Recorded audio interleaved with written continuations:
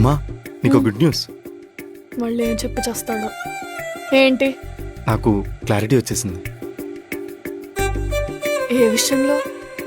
షీలా నన్ను అంత బతిమలాడినా నేను నీ దగ్గర ఎందుకు ఉంటా అన్నాను నాకు ఇప్పుడే అర్థమైంది. ఎందుకు?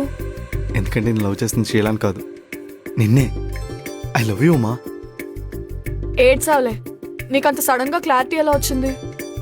మన చేతుల్లో లేని విషయాలు ఎప్పుడో పైవాడికే వదిలేయాలి, అంతా ఆయనే చూసుకుంటాడు. అది ఓకే, ఇప్పుడు నీకు ఎలా అర్థమైంది? ఎలా డిసైడ్ అయ్యో? హెడ్ సెంట్ చేసా. హెడ్ సెంట్ హెడ్ పడితే షీలా, టేల్స్ పడితే నువ్వు. చైర్మన్ గారు అబ్బాయి వన్ కూడా చూడకుండా ఆఫీస్ అంతా కుక్కని పరిగెత్తించినట్టు పరిగెత్తించి కొడతా, అర్థమైందా? ఇక్కడ నుంచి వెళ్ళిపో. ఏ ఆఫీస్లో హెడ్ సెంట్ చేయకూడదా?